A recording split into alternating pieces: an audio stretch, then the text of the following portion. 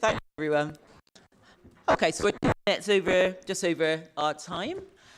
So we will, I'd like to bring us all together so we can commence our meeting.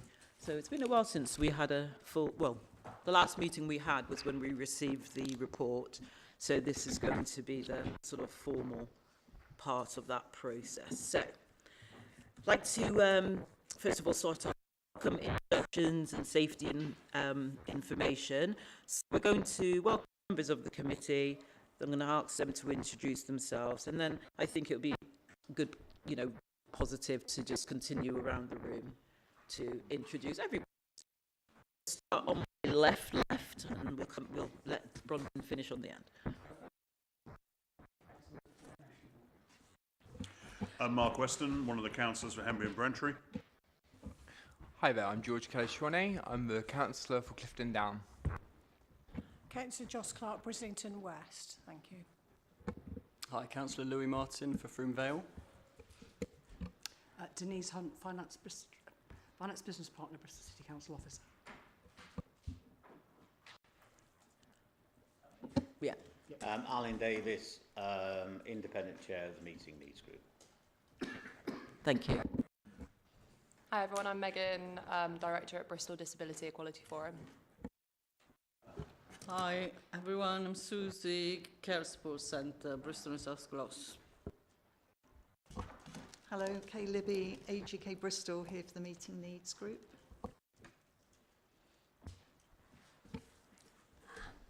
I'm Paul Sanfeld.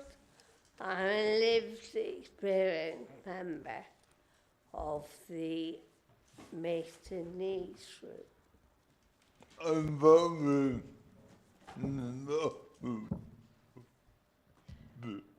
Hi, my name's Mark Williams. I'm part of the Meeting Needs Group and represent Brill. And I'm Claire Marksfield. Hello, I'm Meda Lee Jacobson. I'm Service Director for Bristol City Council Adult Social Care and today also a member of the Meeting Needs Group. Hi, I'm Kelvin Blake, member of the committee and councillor for Hillfields. Hello, I'm Wilson. I'm Director of Adult Social Care Commissioning. Good afternoon, Hugh Evans. I'm Exec Director for Adults and Communities at Bristol City Council. Good afternoon, my name's Bronwyn Faulkner. I'm the Policy Committee Officer supporting the Adult Social Care Policy Committee. Thank you. And I'm Lorraine Francis, Councillor for Eastville and Chair of Adult Social Care. So thank you, everybody. To the emergency procedures for today. So we are not expecting an alarm, fire alarm. So in the event that we do have a fire alarm, we will follow the evacuation process, which is back down the corridor to the front where we came into the building, I think, and then down the ramp towards the cathedral. And obviously we will have relevant first aiders to come and help where necessary. Thank you. Fire marshals, that's the word. Thank you. We will take a 5-minute comfort break on the hour, so just be aware of that. Okay, so let's move on to apologies for absences and any substitutions. So, Bronwyn, we've had an apology from Councillor McCarwey. Thank you. Anybody else know of anyone that's not here who should be here? Yeah. Oh. Just Paul Goggin sends his apologies. Okay, could you note that, please? Thank you. Okay, so. Oops, sorry, I think my laptop shouldn't really be there. I couldn't see. Okay, so move on to agenda item 3. Committee members have any declaration of interest in regards to this meeting? No? Excellent, thank you. Right. So, we have apologies for, this is item 4, we have apologies for from last meeting. That's why yet, but the meeting was recorded live.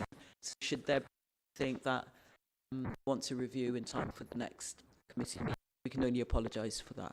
Anybody got any comments about that? It's just an administrative. Okay. going to move on to item 5, which is chair's announcements. So I'm not going to make anything new announcements today, but I am going to ask Meta to share some news. You even told me it was coming, and then I'm surprised. Well, it's just very briefly to share with you that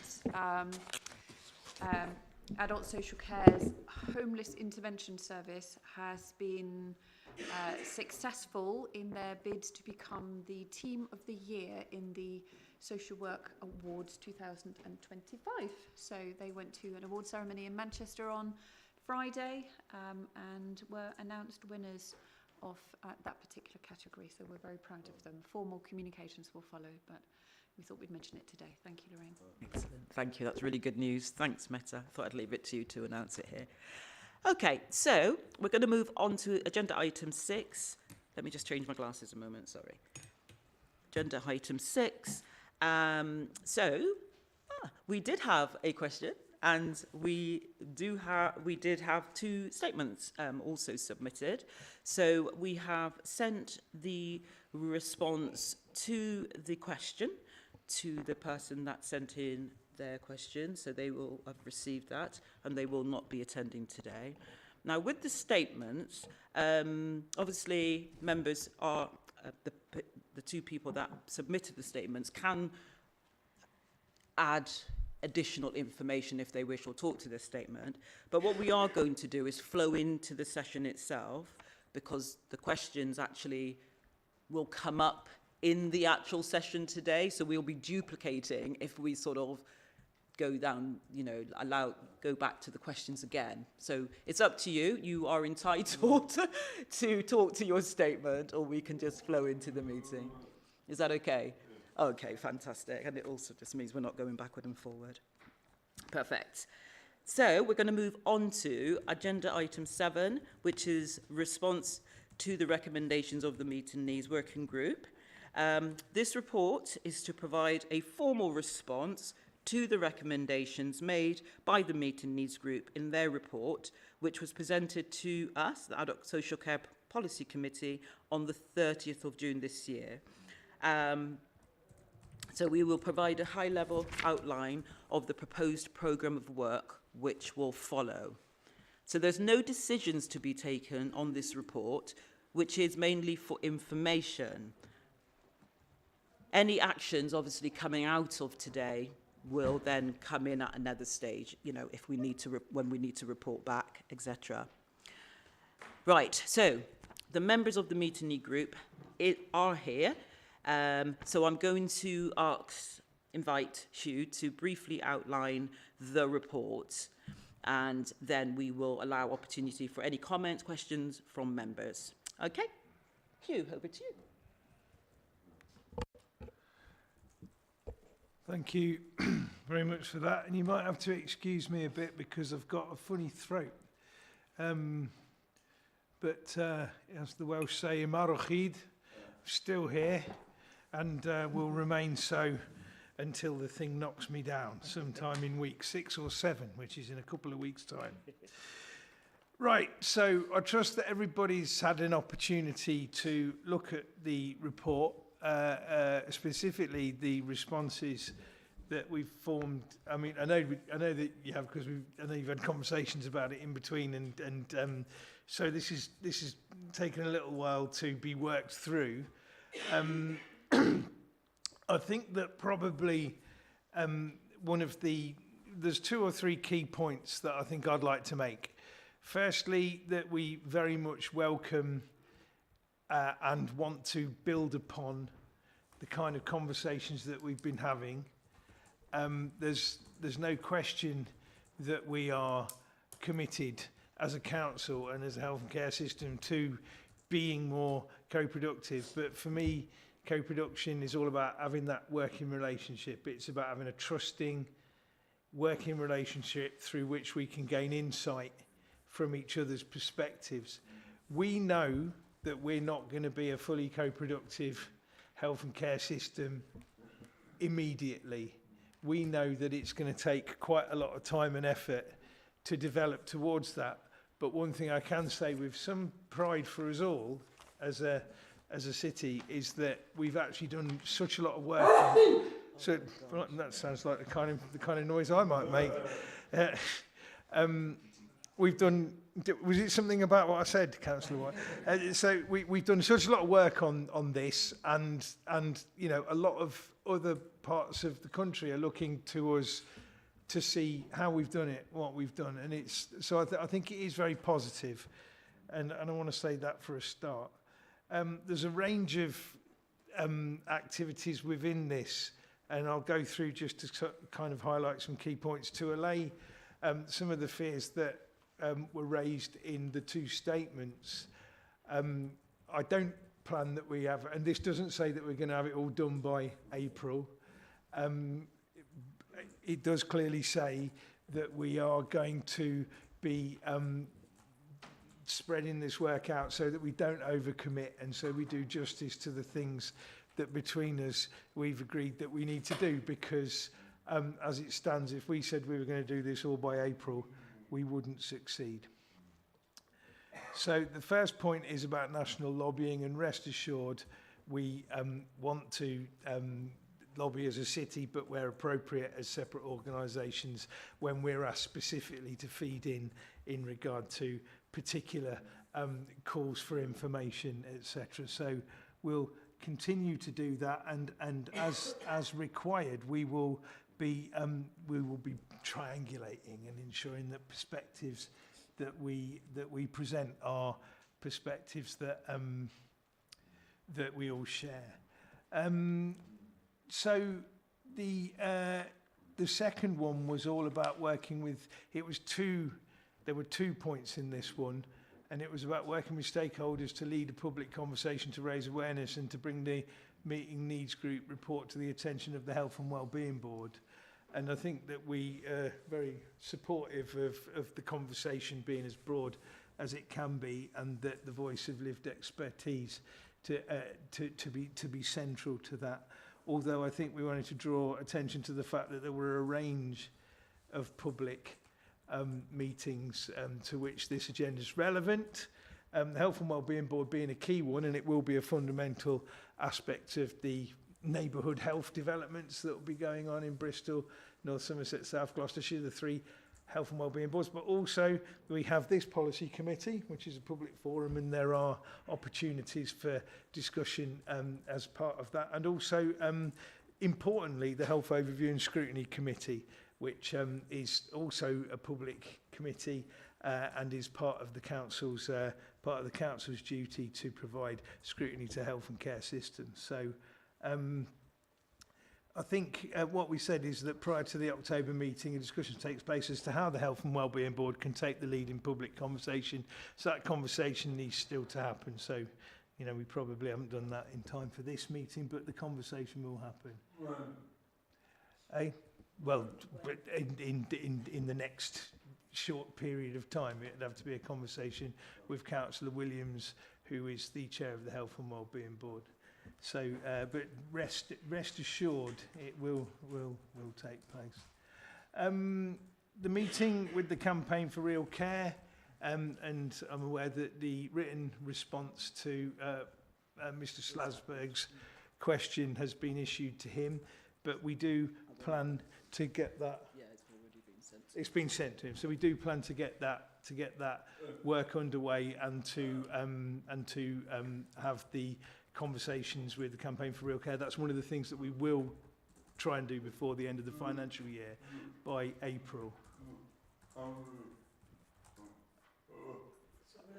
I'll let you go through the chair. Is that all right? Are we okay to take questions as we go, Councillor? Like I said at the beginning, we are going to be discussing this as part of the 13 recommendations. So if we discuss it now, we are not going to discuss it. I would absolutely, because we're going to go through this as part of the process. Happy to do it, because we can just jump to that particular question if anybody knows which one it is. We can jump straight to it. Otherwise, we're going to be duplicating. Should we? Yeah, all right. I'm not going to go through question by question, but there were some 2 or 3 key bits, right? Which is A, this work's been great. We're keen to do it. B, we've got some actions that we say we're going to do, but we're not going to do them all by April. So don't worry, we aren't planning to get it all done in advance. We aren't planning to get it all done in advance of the next financial year because we wouldn't succeed. And I think importantly, because it's something that I know that some of you are really very keen on, we are going to organise that conversation with the Campaign for Real Care within this financial year, so before the end of March. So there were other specific questions about direct payments and others about the specificity of co-productive work, which very happy to take questions on, but I'm not going to talk for hours on end. And there were one or two other elements that we thought that it would be safer to say we would concentrate on after the end of the financial year. So in the financial year starting April 2026. Right, Bob. Sorry. Hello. All right. Oh. So are you all right with that, Lorraine? Hold on a minute. I need to make sure we know who this gentleman is. He's with the public. He's work experience in there. Oh, okay, sorry. Brilliant. Yeah, no, that's absolutely fine. I just wasn't sure who it was, just to be clear. Sorry, Hugh. This is a public meeting anyway, so any member of the public can come in, can't they? So welcome there. With respect, Councillor Clark, I was not complaining. I was just checking just to see who it was, respectfully, that's all. Because I could actually ask the gentleman to introduce himself as well if he wanted to. No problem. We'll just move on. Yeah. No problem at all. Sorry. Okay. I've lost you. Sorry, somebody just... So what I was saying was that I don't intend to go on and on, but I'm assuming, Alan, you'll probably take the lead, but I'm assuming you've come primed with some responses to the responses and maybe a couple of additional questions. So should we pass over? Yeah, over to you, Alan. How do you want to play it, Chair? Do you want me to go through each of the recommendations in turn with the group's response, or do you want to take each recommendation for members to comment on and we'll do our responses one by one? It's entirely up to you. Oh, that's a good question. I think because we do have members of the public here, and obviously they won't necessarily, nobody would have expected them to have gone through the whole pack. So I think maybe you know the question, summarise the question very quickly, we respond, and then we just move on. And anything, I think that would be fair. Okay. Yeah, thank you. Thank you. So just to make a very brief opening comment as Chair of the group, we obviously welcome this response on behalf of the department. We think it's a very considered, mature response that recognises the pressures that you're under. We recognise the timescale issues that you have, and we don't have an issue with the timescales. That's the reality of life when you're dealing with the issues you're dealing with and the demand you're dealing with. So we welcome the responses. We do have some comments, individual responses. In terms of recommendation 1, Megan? Yeah, or do you want me to do it? No, yeah, so on terms of recommendation 1, just we welcome it, and we recognise that what campaigning has a broad definition to it, so very much welcome recommendation 1. Sorry, so does anybody on committee, members, have any questions about recommendation 1? So if we do it that way. Any concerns, any questions? Councillor Weston, have you got any questions pertaining to 1? Anyone else needs this side of the room? Anything you want to say? Because Megan? I think it's just we would ask that any kind of like conversations that are happening that we can be aware of to be made aware, so we can obviously communicate that down through our networks as well to make sure that no one's feeling separate from the conversations that are going on, is the only thing I'd say. Okay, thank you. Alan? Yep, recommendation 2 and 3, Megan? I don't actually have the list with me. Okay, sorry, so I'll do it. 2 and 3, yes, we're happy with the way proposed forward, particularly the broadening of the discussion with wider public bodies. So happy with 2 and 3. Alan, sorry, it's Kay here. I think I was down to just give a Oh, it bit was of you, was it? addition on Okay, 2 and you 3. did that. I'm doing this from Sorry. memory. Go on. Yeah, so as you said, welcome the positive response. Would just like to ask council officers to ensure that there's some training on anti-discriminatory practice regarding disability and age, which we think will inform the context of that wider public consultation. Sorry. Thank you, Kate. I think Hugh's got something to say. Yes, I think we have just introduced some new refreshed training. Our equalities team, corporate equalities team, have introduced some new training. Again, I do take on board and have mentioned to the equalities team, you know, the interest that the Meeting Needs Group and others have expressed in the kind of training that we offer more broadly. And I would like to, I'm not going to, this isn't a promise, but I will be suggesting that further conversations take place as to how we can enrich the training that we offer with lived expertise. Okay, thank you. Mark, do you have a question? Nope. Members, any comments about question 2 and 3? Okay, thank you. Moving on to question 4.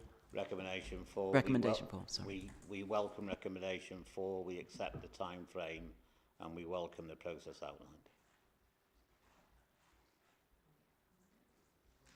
Was there any other comments about question 4 from anywhere?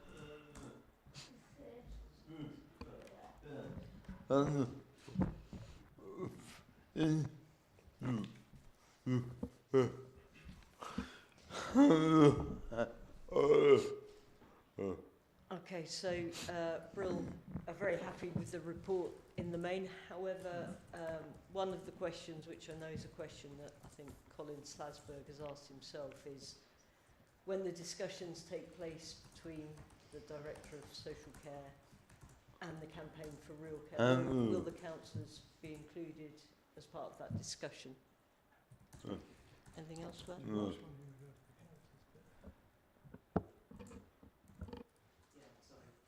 I think what we said in the response to Mr. Slasberg was that Lorraine would be Councillor Francis, the chair, would be considering a group of a representative group of people that could take part in the conversation.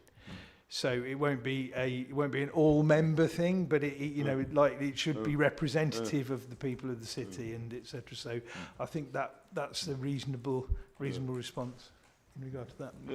Thank you very much. Yeah, and I think I'd just like to add that no decision has been made yet, isn't it, about how we are going to move that forward. So there's plenty of opportunity to consider what we need to consider at the point that we're moving ahead. So no decision has been made as yet, so point taken. Okay, let's move on to question, is it question 6? I've lost track now. 5, thank you. Recommendation 5, thank you. Yeah, I mean, this obviously relates to co-production. We recognise the significant progress this department has made in terms of co-production. There will always be voices, including some people on the group, who want everything tomorrow, and we recognise that that's not possible. You're always going to need to answer those questions, but the broad base of people recognise what you've done and what you've achieved, and recognise that you are committed to taking it forward. Okay, so Hugh, followed by George. I think George. I was just going to raise a point already. I think this needs to be more. It needs to be clarified where it says whenever possible. Just like maybe just one line or 2 lines, just explaining when and where co-production will be used and when it won't be used. Thank you. I mean, I'd be interested to call on the perspectives of Tom and potentially, I don't know, Megan, whether you might want to come in regard to this. I'm very keen on the idea of having a co-production advisory group. I think we all need to be realistic that we're not going to be able to meaningfully. We could pretend, but we're not going to be able to meaningfully co-produce everything. But we can move towards much more co-productive ways as we develop. I don't know whether Megan, do you want to jump in because you've got a bit of a role in this? Yeah. So within the policy, I guess there's like a little flow chart explaining like what conditions need to happen in order for it to be considered co-production. So I think that's a good starting point of understanding it, because it's not appropriate that everything is done through co-production potentially, because if there isn't the possibility for power to be fully given up, for decision making to happen all the way through, then it's not appropriate to say that it can be done through co-production.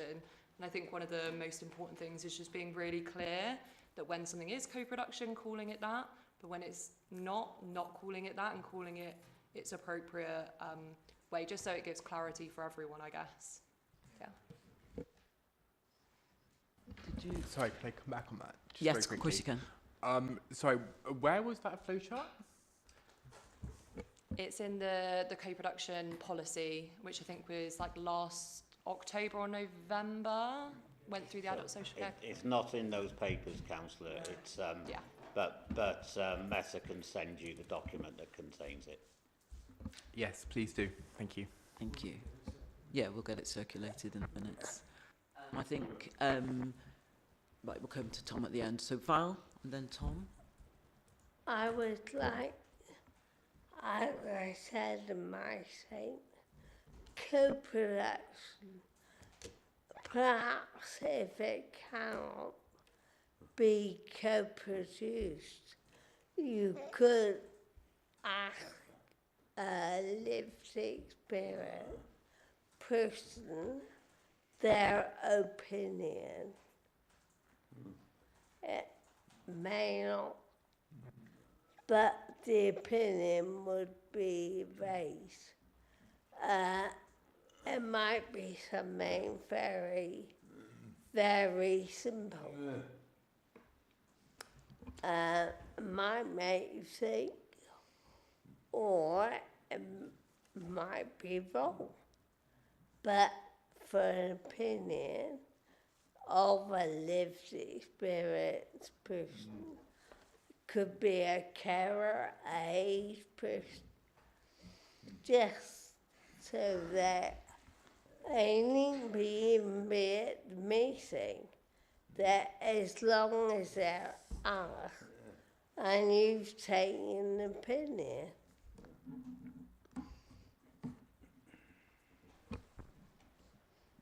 Go for it. I'm enjoying the button on this. So, yes, we do have a co-production advisory group. So, the recommendation, yeah, we are absolutely committed to policy. I really don't know if this is working properly. We've got a co-production advisory group which is meeting regularly.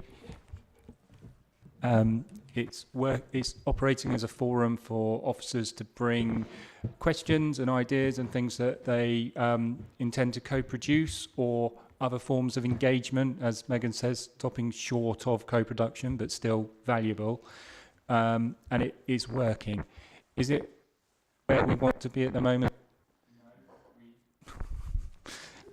We want to go further and ideally faster. So people have not been around as long as me, so made progress, but I'd like to see more progress and quicker. The commitment's there, the effort's there. We need to keep growing and getting better.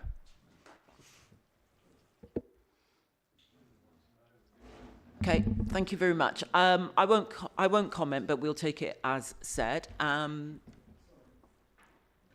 always get your name wrong, Lucy. Susie. Susie. Sorry, Susie. Respectfully. Both quite nice. Yeah. Fine. I was a member of co-production group as well, and I just think that what I've seen. I mean, we started 2 years ago. What I've seen, and it could just be like around carers issues. I don't know.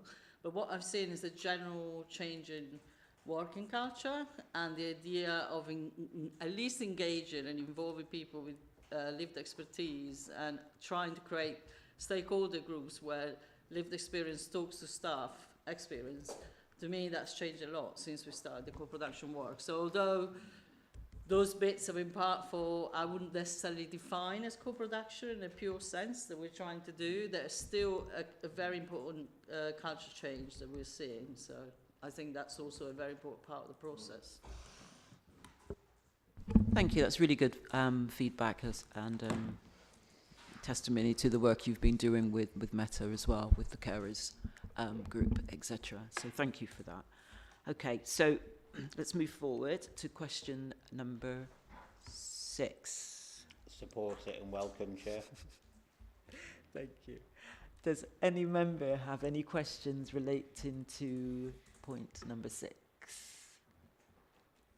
Any of the meeting needs group want to just make sure they've said everything they've had to say, because we won't be revisiting this particular process again. So it's your last opportunity to sort of, yeah. Excellent, thank you. Right, let's move on to question number 7. Not question, sorry, proposal number 7. Kay, were you doing this or not? No. No, So I'm 7. 11. Eh? So I'm 11. I know, that's fine. 7, we welcome and support, Chair. Okay, so again, members. Okay, so we have George. George. Hi there. Yes. I just want to highlight again for more clarity where it says, whilst we will not rule out using external consultants if as required, we will always do this through legitimate legal and procurement processes. Clarification over the procurement processes and clarification over when and as if the consultants are required, please. Thank you. I will let Tom, I know the answer, but I will hand over to Tom and possibly Hugh. I now know there's a correct answer, so I'll see if I can get it. So there are times that this council and all other councils look to external expertise that we don't think we can provide either in-house or within the people available in the city, although I absolutely agree with the sentiment of this, that we use the resources of the city first. So often it's organisations with a track record of outcome and efficiency improvement that have a sort of scientific basis or a range of skills and tools and capacity that we don't have in the short term and would find it hard to grow because of the sort of specific nature of those skills. So procurement will always follow UK procurement rules. It will be open and transparent, and it, depending on the size of the consultancy work that we're requiring, could be a full open tender, or more often than not we'll go through frameworks that are in place, government frameworks that are being pre-procured so that you can talk to a selection of providers and choose the one that is best fit and best value for your ask.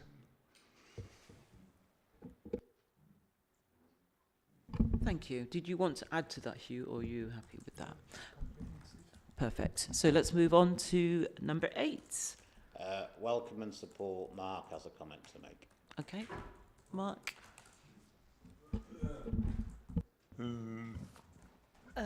Hi, Alan. Apparently you were going to email Mark with some comments. We never received. 5:10. Well, I'll do it from memory then. So basically, the comments are that we recognise that this response is broad in its response, so that we welcome the fact you're not just dealing with the points that are in the actual detail. All we would say is when you begin the conversations with external groups, it's understood between everybody exactly what it is that you're going to cover. So it's a supportive comment, not a critical one.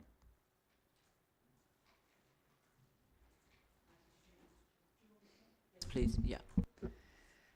Thank you for that. Alan. I think by way of clarification, I think there's a meeting of minds actually between the meeting needs group and the council's own thinking. So as the response says, we have ourselves been wondering about whether or not direct payments is operating in the best way in Bristol, whether people are have got the best kind of support to get the outcomes that we're looking for. And so in response to the meeting needs group's recommendations, we felt rather than address those very narrow points, that actually let's take a step back and let's do some co-production work together to think about how direct payments are working in Bristol, so that we can get a much broader and deeper view of that. So the reason why the response is quite narrow. I was going to say bland, but that's probably not the right word. Is really because we need to start with a co-production advisory group, and let's have a conversation about designing how we're going to do that piece of work, so that there are no, predestined kind of assumptions about how we will have this conversation together. So is it a follow-on to Meta, or should I go to Kelvin first? I was just going to say very briefly that this and the one about the co-productive pathway, the partnership pathway, these are ones that we're saying would probably be better cited at the beginning of the next financial year, just simply because of the timescales, and that's all I wanted to add. Kelvin. People with direct payments tend to have, for themselves, feel much more directed in their own care, feel that actually that they have more ownership in their lives. Certainly when I was chair of Wessel, when we surveyed people with direct payments, they felt that that was the right route for them. Now, my worry about this is great to do co-production, but that's going to kick this issue down the road a bit. And my worry is that if we love comparing ourselves to other authorities, we're low when it comes to direct payments, and that's a shame. That is a crying shame, actually, because we should be enabling disabled people to have more power over their lives, more independent living, and that we should basically prioritise this as a really important piece. So what I'm hoping is that this doesn't lead us, co-production work, really important, I get all that, but we end up with this being like another 6 months, a year, before we come out with a policy that's then going to up the numbers of direct payments. Whereas I would much rather have a view that says, let's press now with direct payments and do some parallel work with co-production to get us into a better state, because simply staying low with the numbers of individuals with direct payments is missing a massive gap in terms of independent living and individuals having more power over their lives. Thank you. So I guess point taken, Calvin. I think I can only go back to the issue of capacity, but that doesn't mean that what you've said is not correct. But there is something about planning and making sure that the officers can do their jobs efficiently and effectively. But point taken. Oh, sorry, Alan. Could I just offer a thought, Chair? Mm-hmm. The meeting needs group is reconvening on the 12th of November to consider, to hear from Meta and Hugh how the outcome of this meeting, how it's been taken forward. I wonder whether that will be an opportunity for just a quick conversation about priority 8 and see if it can be nuanced a bit. I totally accept the pressures, but I wonder if we have a collective discussion whether we can. I mean, the meeting might still agree to keep it as it is, but I wonder whether that will be the opportunity to have a nuanced conversation about it. Yeah, I mean, there's no problem with that at all. That will be down to the two. Meta and Hugh will have a sense of that, so that's absolutely perfect. No problem with that at all. Thank you for the suggestion. Thank you. Okay, so let's move on to point number 10. So 9 and 10, Chair, we're taking collectively, and Susie's, we support and welcome. Susie's going to...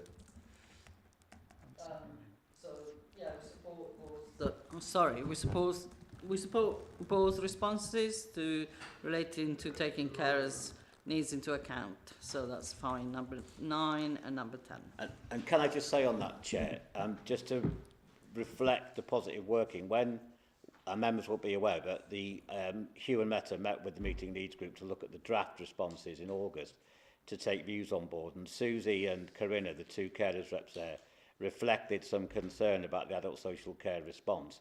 And Meta immediately agreed to have a conversation with Corinna and Susie about how their comments could be taken on board. And Meta was able to reflect that in her comments. So that's a really one positive example of how that group has worked and how that trust has developed. So, some stars to Meta for taking that on board and having those conversations with Susie and Corinna. So just one example of how the department is learning and taking on board how to work with people. Yeah, I agree, because it's about listening and hearing, isn't it? Like, actually, I've heard you, and this is my response to what I've heard, as opposed to just churning out the same response all the time. So perfect. Yeah, I agree. Anyone, any questions, any observations? Happy to take them. Excellent. Okay, so let's move on to item number 11. Support. Kay's got a comment to make. Thank you. Yeah, just a comment that we'd like to see some timelines in that one. Thanks. Oh, sorry. Thanks, Kay. I think there was a response about timelines, and I think that was kind of addressed earlier on. Meta, do you want to just sort of add to that? Only that I think the observation is that there's timelines on all of the other responses, but not on this one. So I think that's just an oversight rather than anything deliberate. So I think we'll take that away. Thank you. Ooh, so hopefully by the 11th, 11th of November, that would be just addressed at that point. Okay, so point number 12. Welcome and support. Any comments from members number 12? No? Okay, well, that's good. Okay, so this is our last one, 13, if I can add it. Yeah, so that's obviously, we support that. And just to explain to members the process, so as I said, the meeting needs group will meet again in November, and we will have further conversations with Hugh and Meta about the implementation and the schedule carrying on the joint working, and then there will be another meeting in May next year to review what's happened over the effectively 10 months since now. So there will be at least another couple of meetings of the group, and obviously there's the work that will be done to implement recommendation 4, which will be carried on separately outside of the meeting needs group, but is effectively part of the work. Well, I think we all deserve to pat ourselves on our backs because we've got there, and we will be a massive, huge thank you to Alan, who has been tremendous throughout this whole process, getting us to this point, because it could have potentially turned into lots and lots and lots and lots and lots and lots of arguments, or not arguments, discussions going backward and forward. So it's really good that we've kind of got to that point where we kind of understood what was going on. We've had several meetings in between the meetings, so I feel that we have worked really hard to make sure everything was open and above board. So I think there's a really good example of working together and communicating. So does anybody have any final comments? I don't care what it is in regards to this particular issue. Any final comments at all? Just to say Alan. Thank you to you, Chair, and the previous exec member for supporting this process. Without your political support, but also across the groups have supported this. And a particular thank you to Meta and to Hugh, because without senior officer involvement, this wouldn't have got anywhere. So yeah. I think Hugh's right. I think nationally this work is being looked at. And to be honest, I think that the council should promote this work in the social care world. And so if anybody's got contacts in social work today or whatever the local government chronicle is, I think we should do an article on this, because I think no other local authority has done this kind of work, and I think it's something the council should be proud of. Thank you, Ellen. Okay, so on that note, I can close this part of the session. Thank you. So, what time is it? We've got 2:45, so we've got the finance item. If we just ask the committee to note. Yeah. Okay, so we need to just note the report. So let me just change my glasses again. Bear with. So, I just need the Committee for Adult Social Care to, one, note the response to the recommendations in the Meeting Needs Working Group and to commit to further programme of work set out as part of the responses to the recommendation. Thank you. Thank you very much. So so we can either just move straight into the finance outrun report, or we can just have a transitional break, is what I was going to say. Yeah, perfect. So we can allow meeting needs to go home. Thank you. Thanks, everyone.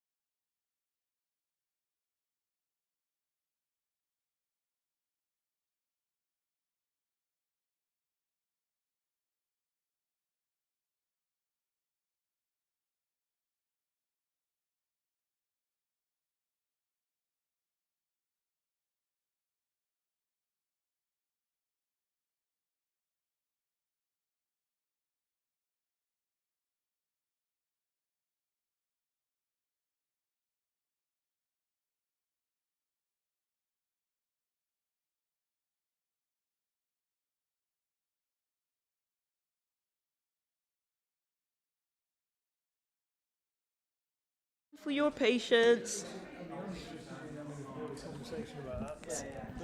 So everyone's back now.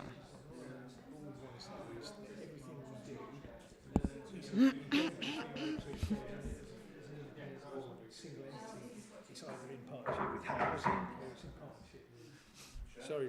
Oh no. I was just waiting for you to finish the sentence. Okay, so let's move on to agenda item 8. So this is period 5 finance outrun report.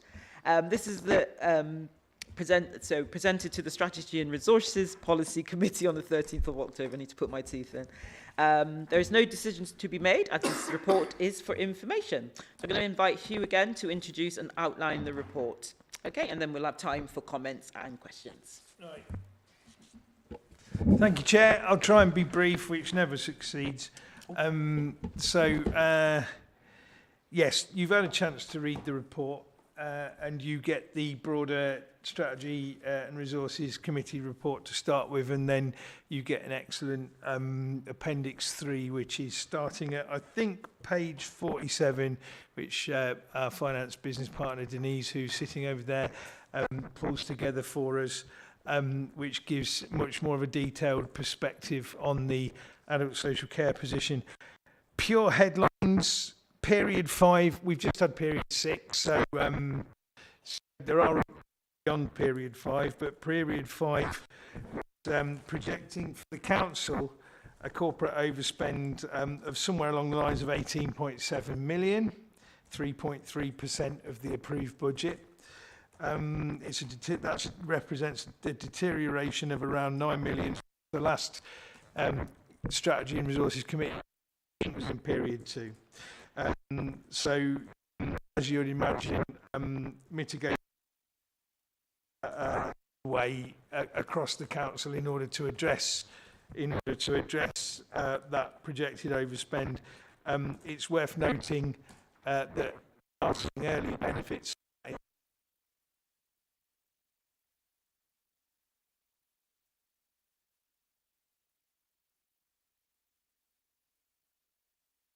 or not. Oh, shall we go with this one? Let's try this one. This has got green. Oh, I've got 2 now. That's good. And like Donald Trump, that's the only way in which I'm like Donald. So what you'll also notice is that this isn't just an adult social care thing. That all of the directorates, all of the service leading directorates of the council have got a similar problem at this stage with projected overspend, and we're all working together to address it. You see on page 26 some more detail about the adult social care element, and bearing in mind it's the adults and community directorate element, but bearing in mind that the public health and communities bit is balanced.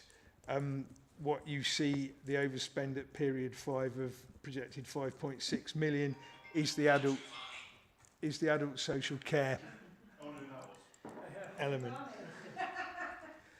And as you can see in detail as well, just under 7 million of that overspend is from the adult social care operational area, but it's mitigated by around 1.35 million of underspend in the commissioning area. So just a couple more highlights. Number 30, page 30, shows you what I think we agree is the biggest presenting issue in adult social care, which is the fact that our adult social care purchasing budget overspend of what was at period 5, I think 14.3 million is by far our biggest issue.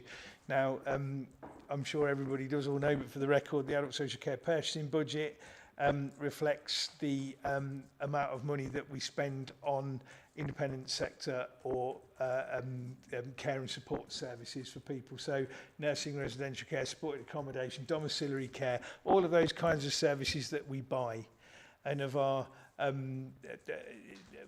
230 plus million gross budget, the purchasing budget reflects around the 200 million mark of that. So it is a significant chunk of the council's money overall, and reflects commitment of resource to at least 5,550, 5,600 individuals or individual pieces of work longer term at higher level care delivery. The 14.3 million of the purchasing budget with all the mitigations, plus the fact that at that stage we still had £3.5 million savings to be achieved, gave us, when you mash it all together, the overspending adults and communities of 5.6 million. A lot more detail on adult social care, as I said before, in the appendix section that runs from page 47 of the reports pack. But it's probably worth noting, I'll take you just to draw attention in regard to the purchasing budget to page 50. The emerging trends and pressures bit shows how, and there's grids that break this down in more detail, but shows how in supported accommodation, in nursing care and to an extent in residential care, these are the areas where at the moment we're looking like we've got a spend that will, by the end of the financial year, unless we check it, exceed our budget, and that's what's driving our purchasing budget overspend. We are seeing growth in home care. It says supported living as well, but I'll talk mainly about home care.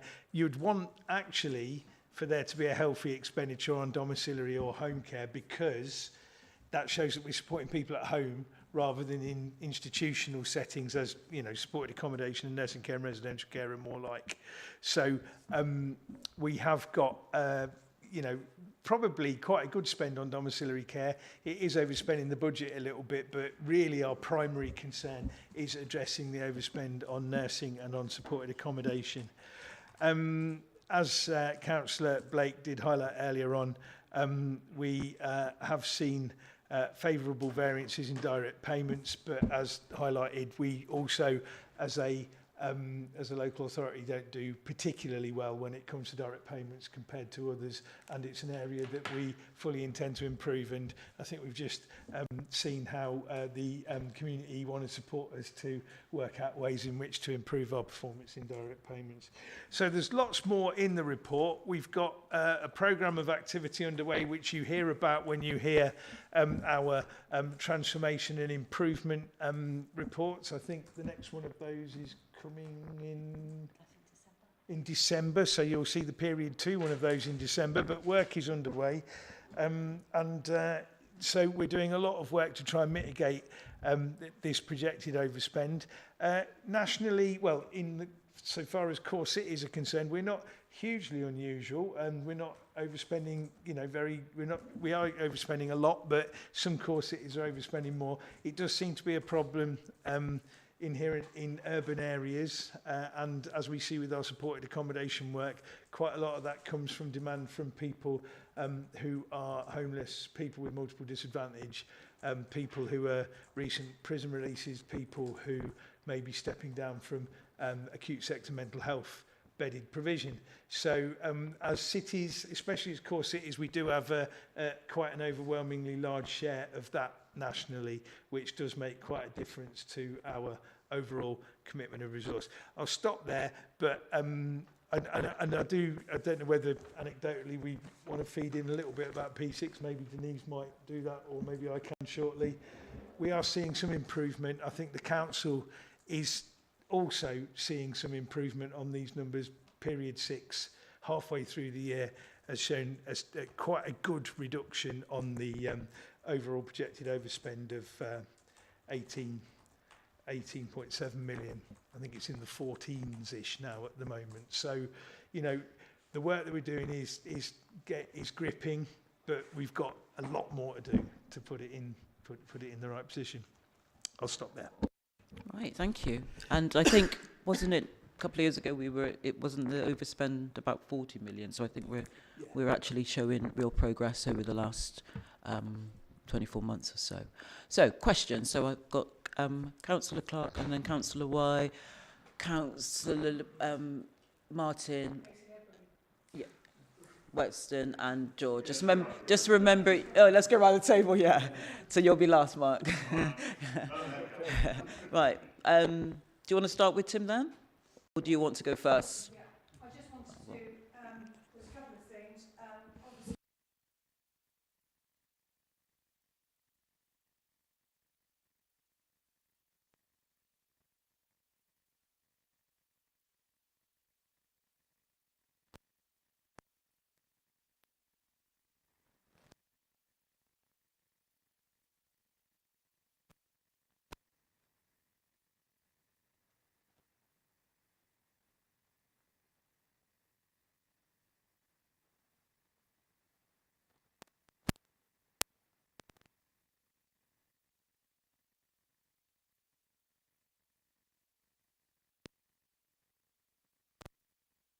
Okay, so this has come up and it is already going to be, or if not already on the work programme, about looking at the numbers of people we have out of county, out of the city.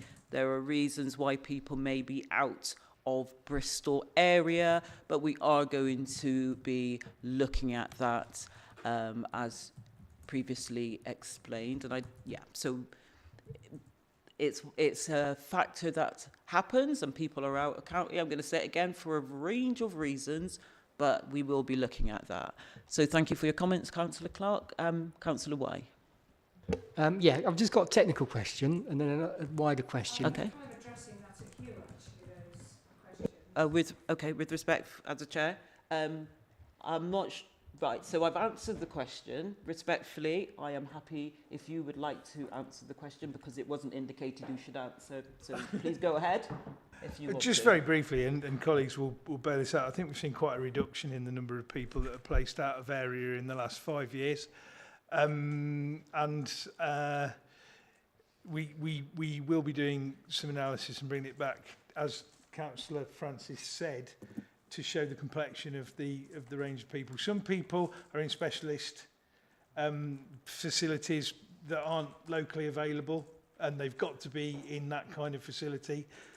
That's, a lot of that's transforming care cohort, and we're trying with the development of housing solutions to bring people back to Bristol in that regard. Some people by choice, because they may have a relative that lives in Oxford and want to live near them in Oxford and quite happy to do that. So there's a whole range of different reasons, and also quite a number of people that are technically out of Bristol, actually in South Gloss and North Somerset and Baines, and that's kind of there or thereabouts. Could be just as convenient for the families and just as good for people. So, we'll come back with that information, as Councillor Francis said. And thank you, Councillor Wine. Hi, quick technical question on.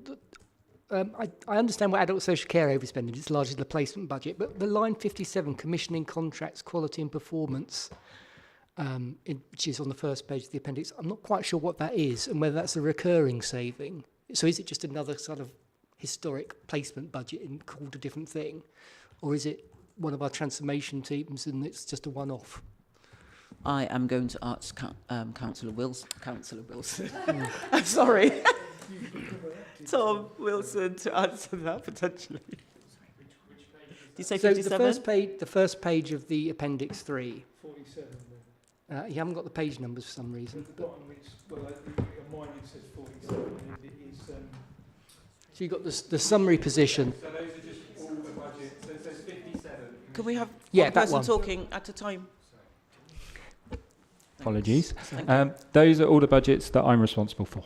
So that's largely commissioning staff then? So it's, I've got a breakdown in front of me. It's a wide range of things. So it's a number of providers that we pay for that provide things like help when you need it, which are not part of the purchasing budget, voluntary organisations. There's a thing called block contract voids, which sits in that area. And then it's the staff and some grants, etc. I think not BCA is in there, but I think... And is that a recurring saving or is that one-off? Or so... I mean, why is there the saving? So the reason it's underspending this year is a mix of some lower spend. There's some staff savings, so I'm looking at all of my teams, and so I'm not fettering my discretion when people have left. There's some income that is one-off that is making up a lot of that money, and there's some lower spend against some contracts.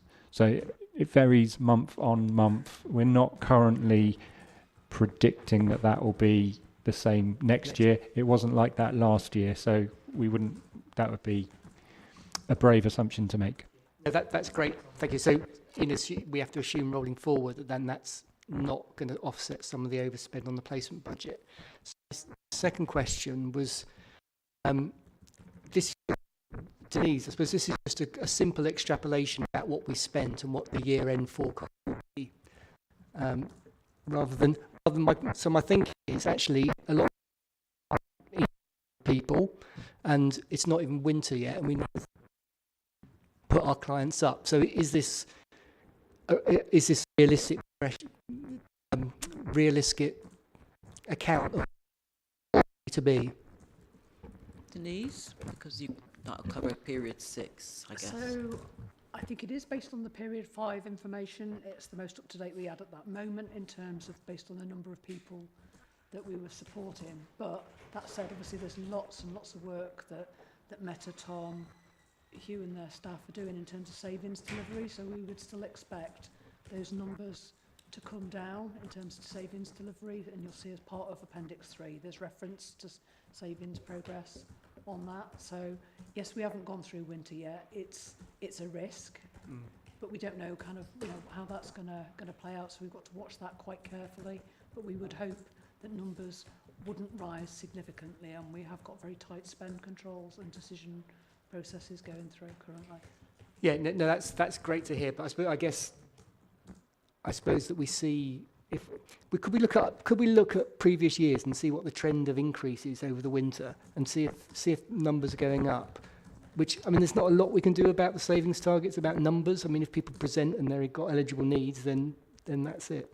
Well, some of it's about strengths-based practice and trying to meet people's needs in a different way, and also in terms of using best value as a concept as well. But yeah, we can absolutely look at previous year's trends and see whether there was a surge. But I've worked in social care for a very long time. Sometimes we've seen surges in the summer, not necessarily in the winter. Yeah. So just need to be careful about making assumptions. But yeah, we can absolutely look at it. Yeah, I just want as much intelligence as we can so we make a good forecast, really. Is that okay? Can I ask Meta, you might want to jump in?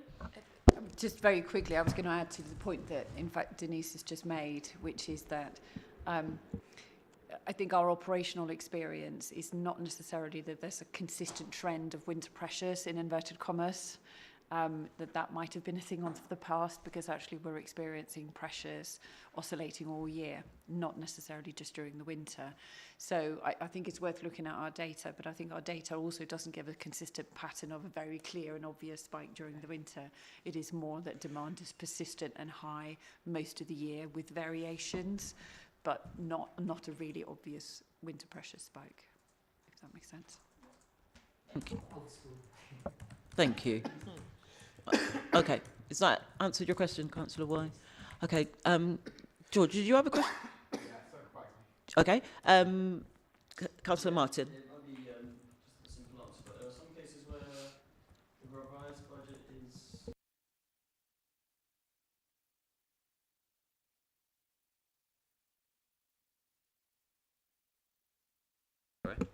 The mind and cognition area, which I guess is for things like dementia, right? So I'm wondering why that is. I think that's also in home care on the next one. So you're referring to page 48? Yeah, that's it. And then 49 as well.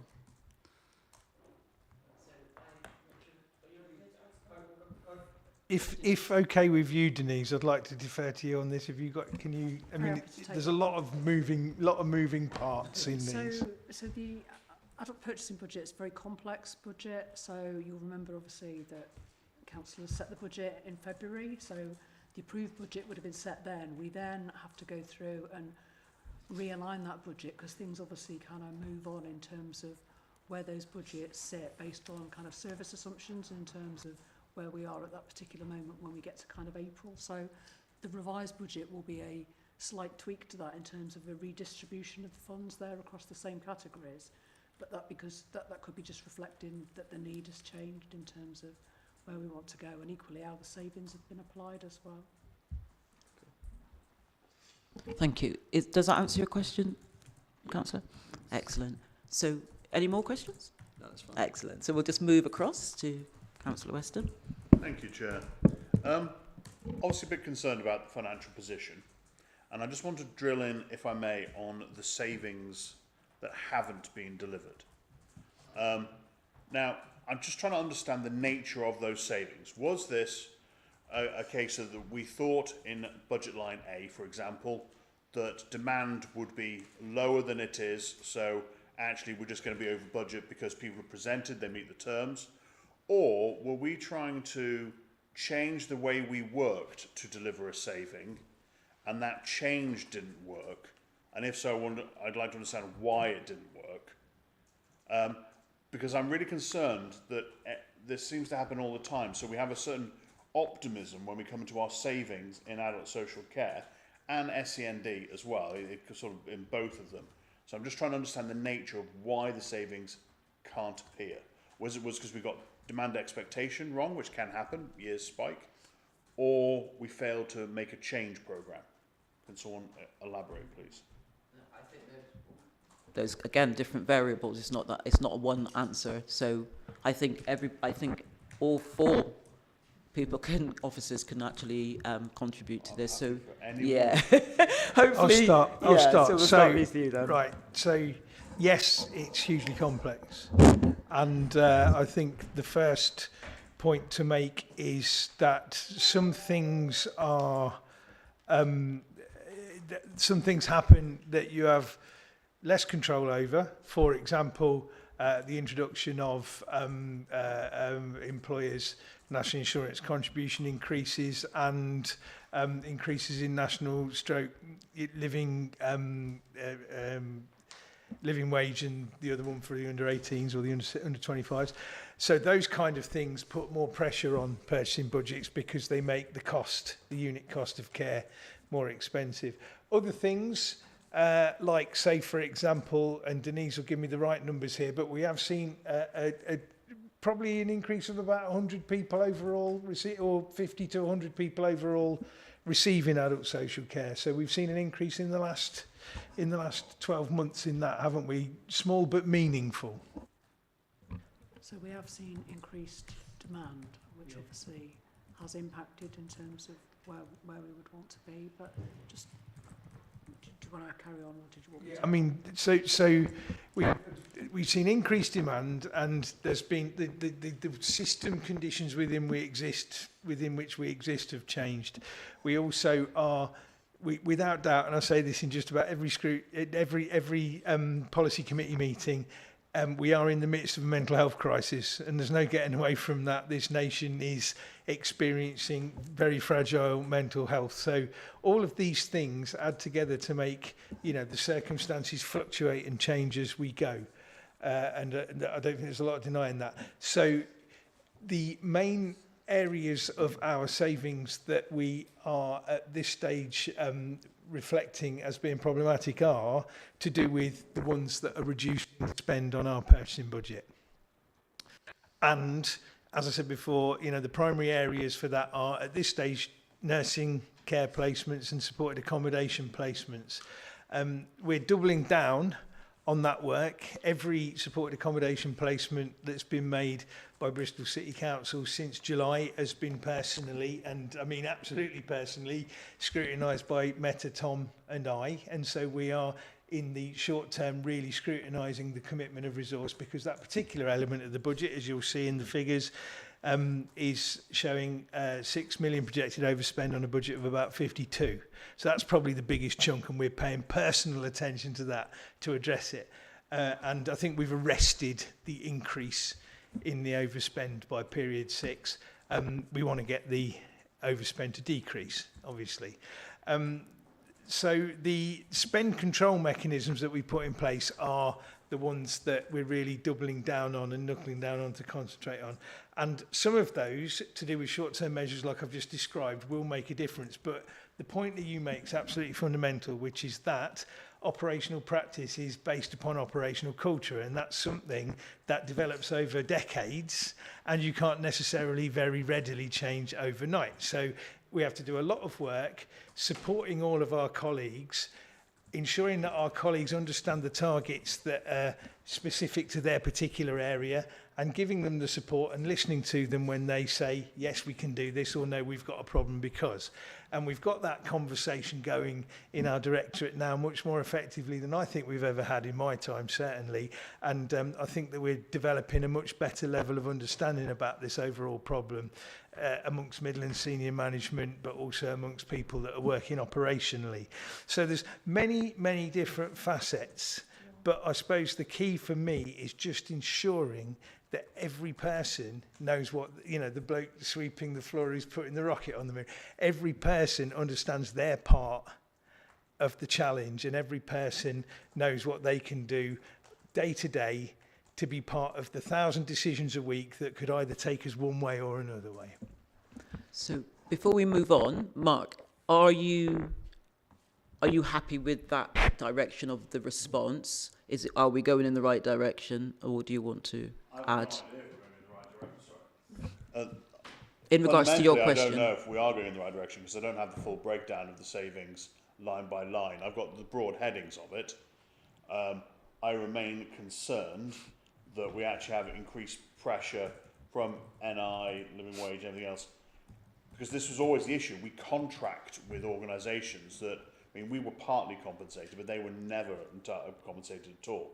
So I am concerned that we'll have cost inflation pushing through this. And I have to say, when it comes to our risk, I think we also have to look at what the risk will be on the budget in November in case something else comes out on it too. So I'm not sure we necessarily are going in the right direction. I think all the directions will be wrong for us at this stage. I'm not sure there is a right path right now. I think we have to weather the storm. Yeah. I am concerned on the council's overall financial bottom line because I can see us again having to raid reserves to meet demand, in-year demand, and that has me exceedingly nervous. But that's reflected in the greater budgetary pressures. Okay. But it is what it is. So just to clarify, I meant as in the response you were given, not necessarily the budget direction, but we're answering a question and I want to make sure you get the right response to your question. I would like greater detail. If we take an offline and come in private on the savings that are not being materialised. Okay, thank you. Okay, so hold on, so are you happy for us to park it here and then for us to come? Right, thank you. So just that's clarification. Obviously, when we have our PCCB meetings, we can bring this, but we can also do it as a separate entity as well. Right, so we need to go, unless it's an add-on to what Mark said. Okay. Okay, of course. Of course. That's fine. Kelvin. Thanks, Chair. So I've got 3 points really to make. I think the first one was just a quick one on this direct payment response, and just wonder when we'll, so out of area response, and when we'll get that response. I don't think we've got a timeline, so it'd be helpful, just a rough timescale, Hugh, when we'll get a response to the questions that are outstanding. On the budget, I wondered how much vacancy management might be playing a part on how we're managing the budget moving forward. I just wondered if you'd give us a word around that. And in terms of transformation and using reserves, my understanding, part of the 8.2% increase the local authority got this year in their settlement, the Green Party agreed part of their budget to put some of that to reserves, but could have played that in to everyday spend. But so there is some amount of money that could play into. I get the point, Mark, about using reserves. It's always difficult, but there is some money potentially available, which will be ongoing, that it could play into this. I guess for me, the question is being really clear what our transformation programme is and how successful that is, and some of that's going to be innovation, some of that going to be suppressing demand, right, and being absolutely clear about what we've been successful on and what we ought to do more of, and some of the stuff that perhaps we ought to not do in the future because it's not achievable. And I think that breakdown in regard to that would be really, really helpful. But I get the pressures across every core city is up. We're in a broken system. It doesn't matter which political party is running this authority from an adult social care perspective, right? Every local authority in every core city is suffering this demand. So I think personally, until it goes back to providing a better settlement. And that's just not in here. But this is the country understanding what its needs are in the cases review and having a different settlement for funding. Then we're going to be scrabbling around in this space, trying to make the savings in an increasing demand world.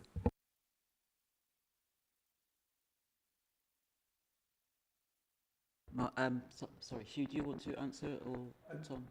I think there's a few that we can all chip into this, but trying to organise it, because that was a very comprehensive set of questions. Thank you very much. In regard to the timeframes, we did discuss earlier in regard to the direct payments piece, and we did talk about having something more developed in the next financial year. In regard to that, we need to do something sooner. So the out of area the direct payments one. So the out of area placements one, we should be able to pull something together quite quickly. I don't know when we've got the conversation in regard to our programme setting where we thought we might have that as part of the forward plan. But anyway, we can do. I think we can get the data on that quite quickly, as in a few weeks.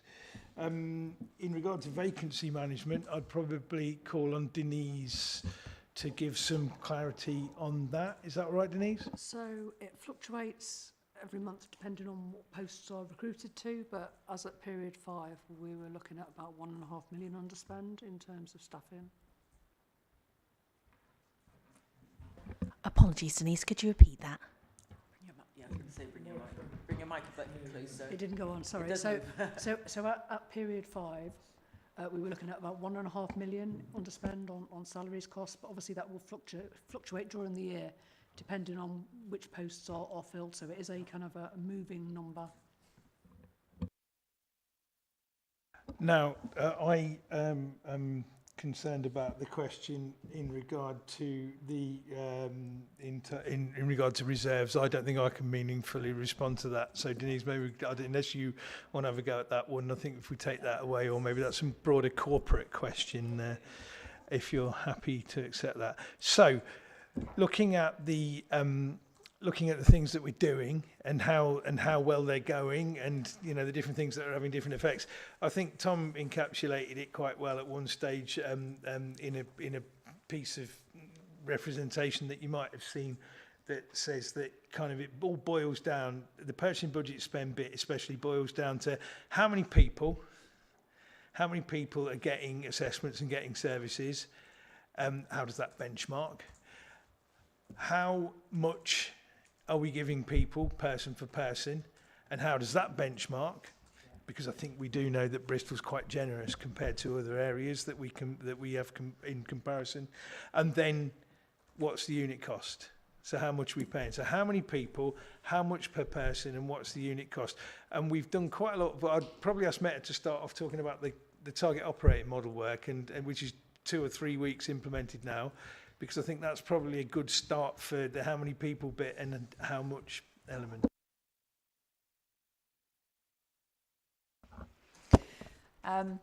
Yes, so we have been working for now many months to make sure that the way that we support people who come to the attention of adult social care is as efficient and as productive as it can be. And that it's a positive experience. We've talked here many times about waiting times and the impact that has. And in the review of the work that we've done, we've felt that there were opportunities to optimise the way that we do it so that it's a better experience for people who come to the department as well. So things like only telling your story once, not be sitting on various waiting lists before you get seen, so on and so forth. So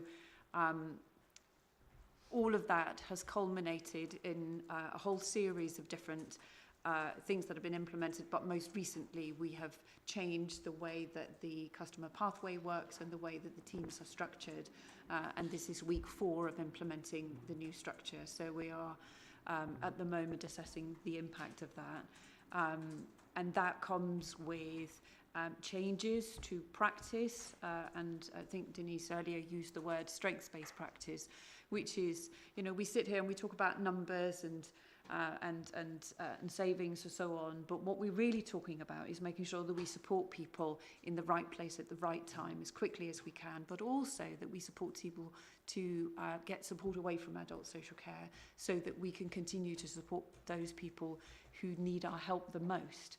And that means working with people to get access to support in their communities and not have adult social care as part of their lives. So that's some of the work that happens on the on what we might warmly call our front door, but when people come to our attention for the first time.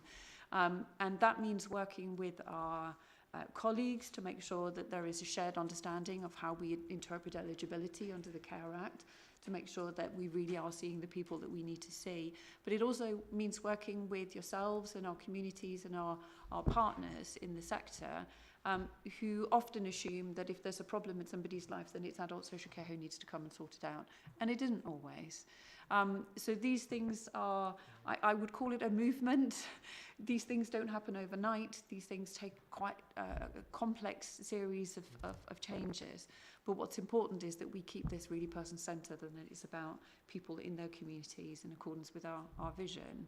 But what that means for the work on savings is making sure that those things happen consistently all of the time in all of the places. And at the moment, we are making good progress on some of those things, but not as fast, Councillor Weston, not as fast and as deeply as we would hope to all of the time, because these are difficult things to achieve.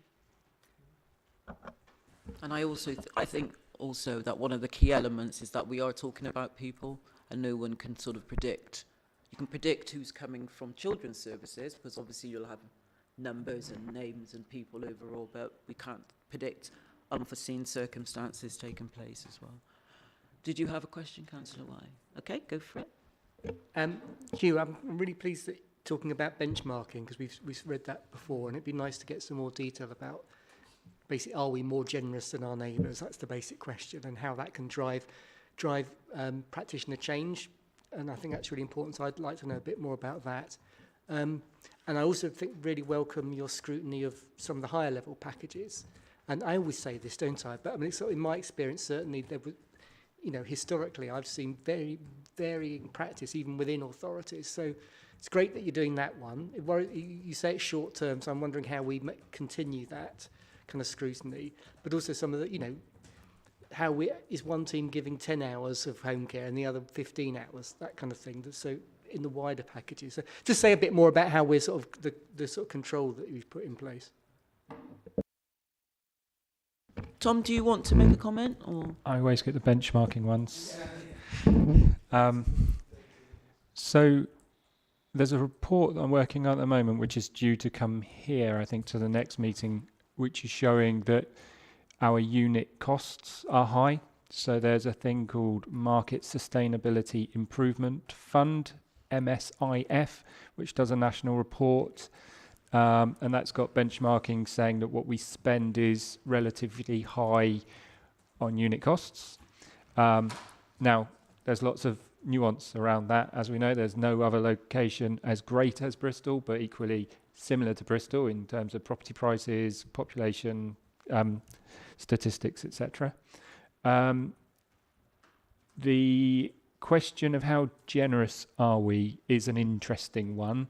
One thing we have seen happening is lots of spend in adults with multiple disadvantage. So that is something that's similar in core cities, but from what I was looking at benchmarking the other day, I think, and don't quote me on this, I'll come back on the stats, I think we're the second highest spend on mental health after Liverpool across any of our comparators. And that's comparators, whether it's Southwest, SIP for comparators or core cities. Now, we also know from previous conversations that we pay a higher proportion of joint mental health cases with the NHS. So that might be doing that. So that's not generosity as such, that's contractual. Yeah, something else. So I think if you look at service type and if you look at service user type, you can see areas where we look more generous. I think there was an argument, certainly when I arrived, that we were spending more per person on home care in terms of average packages of care. Now that appears on our Power BI data to have been coming down month on month for about a year, so that's being addressed.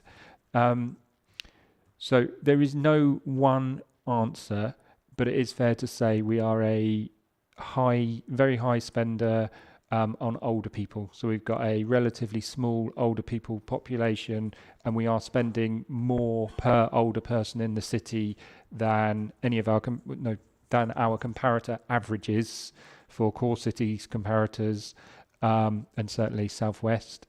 Working age adults, we are also quite high spend, but not to the same extent. So yes, we spend quite a lot. Some of it is because we spend a lot per unit. I can't give you, and it's frustrating me, I can't give you a really clear description of exactly where it is. Is it that we give more people more care, or is it just the unit cost? And I think it's probably a bit of all three. And better internally, I mean, between teams, are we convinced that Team North is not spending, being more generous? And I use that term loosely. I have to. Chair, may I? Thank you. Trying to observe the rules. So I think that is a really interesting question, and if I was to be jargony, I'd say standardisation, standardisation, standardisation, because that's how I talk with the teams.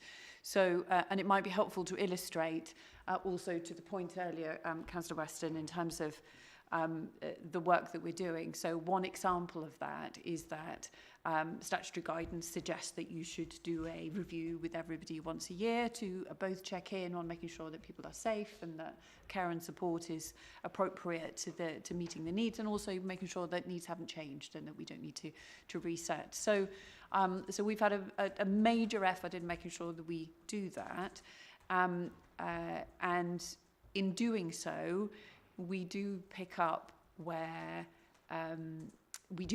people's needs have changed, but we might also identify where we have not been equitable in the way that resources were allocated over time. And particularly because there were people who hadn't had a review for some time, and of course things change over time. So our review work is one of those areas where we identify changes in need, but also opportunities for packages of care to be reproportioned, if you like, and sometimes that's more because needs have changed, and sometimes that's less because needs have changed, or circumstances around the person have changed.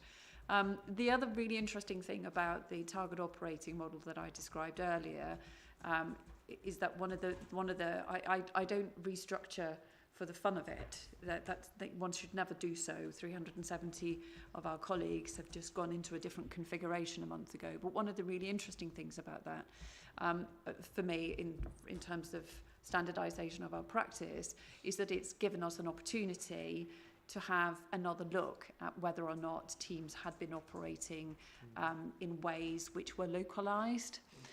Now, and it's worth saying that our teams work in localities, and localities are different, and so sometimes practice can evolve over time to be varied.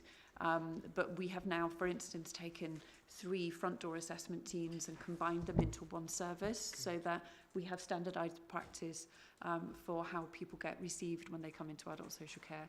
So, yes, I think variation is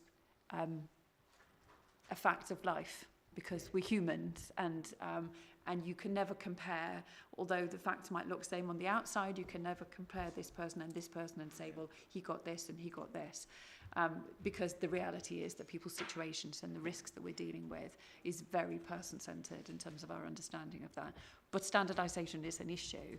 So we're also trying to make sure that our colleagues have the guidance that they need to make sure what the kind of Bristol way is, to make sure people understand what we think is reasonable in terms of how we approach it. But it will always be individual and personalised under the Care Act, because each set of circumstances are different. Does that help? Councillor? Thank you. So this is more of like, I want to say, a general issue, I guess. But that probably affects every area of the council. However, I don't know who I should sort of frame this question to. I think maybe Hugh or Matty. I was just wondering, so when was the last year where there wasn't an overspend of at least 10%? How old are you? How old are you? Guess. It doesn't go probably before you were born. So my grandmother was one of the first female qualified social workers in the country. She qualified in Liverpool in 1951. My mother was called an almoner. She wasn't even... Was that even before that? Yeah, because she was a hospital social worker and they were called almoners then. So there you go. That's... So can anybody go back to the Bourneville days, you know, the Cadburys and the Fries and all the chocolatiers who did social work in communities? Since 2010, there's been a major problem. Okay. I think that's probably a key moment in time.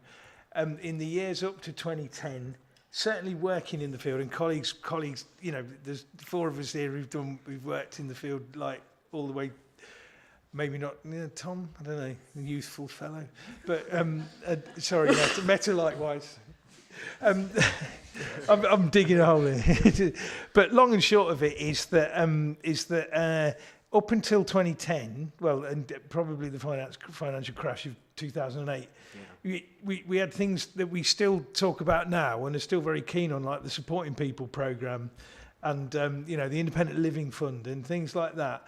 That generally, that were designed to enable people to live independently. You didn't get street homelessness in the noughties in nearly the same way, even in cities like Bristol and Liverpool and Sheffield, that you do by any means now, or that you had before in the 80s and 90s. And so I think that 2010 is probably the last time when I remember it being comfortable. Since then, every year, especially as since then, we've probably all gone into more senior roles and had to take more direct responsibility for it. Since then, it's just got harder and harder year on year. And Tom's going to, I mean, there's statistics to show that. There's 1 million fewer people receiving social care now. I don't see the statistics, but I just wanted to ask, if it's a year-on-year trend, why are we constantly under-evaluating the budget for ASC? Like, why is that happening? I don't under-evaluating it. I don't think we are. I think we're having to live in ever more restrictive contexts. So, and I think that there are... You can pop in a budget amendment, see how you get on. That's the way to do it. Okay. Yep, just pop in. But anyway. Denise, Tom, I know wanted to come in, but Denise will say, again, what proportion of the council's budget is committed to children and adults now? 70-something percent. I thought it was 65. But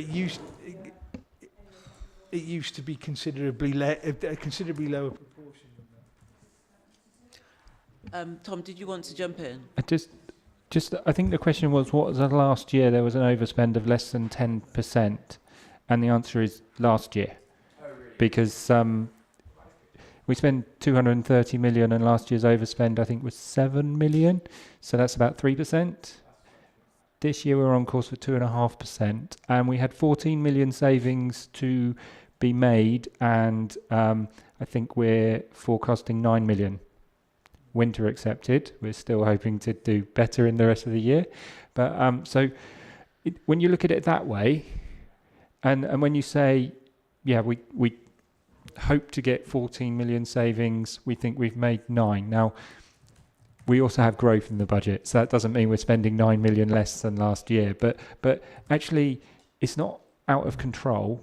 Going back to my lovely stats, and we're going to get some new ones published very soon. It's the annual adult social care finance return. So last year's data, which is just about to be out of date, or it is out of date, but we're about to have newer data, showed that spend in Bristol increased by significantly less, about a third less than all of the other similar local authorities. So I'm really hoping when this comes out, it shows that we may not be spending in budget, but we are controlling spend better than most local authorities. Right. Fabulous. So, can I Any just more? come back one Oh, sorry. Sorry, Chair. That's all right. No, I wasn't trying to like point the blame at anyone at all. It was just kind of like something that I noticed, that if we're constantly going over the budget, which I still think we are, why not just have like a bigger budget, or say that the budget is bigger? Yeah, I don't know. So that's down to Westminster, I think. Yeah. Yeah. Okay. Go on, Denise. Well, I think it's a question for members, really, isn't it, in terms of how you set the budget? It is a political question in terms of what you decide the budget should be set on, and officers will support you in that. So it's entirely a matter for yourselves. Exactly. Excuse me. Can we go through the chair? Excuse me. George, was that your last? Thank you. Follow up. Okay. Any more final questions about the budget? Okay, fabulous. So, on that note, can I just ask that the committee notes the report? Thank you. Thank you. So, thank you, everyone. That's it. We're done. And the next meeting for Adult Social Care is Monday, the 1st of December. Thank you very much, and have a good evening. Thanks.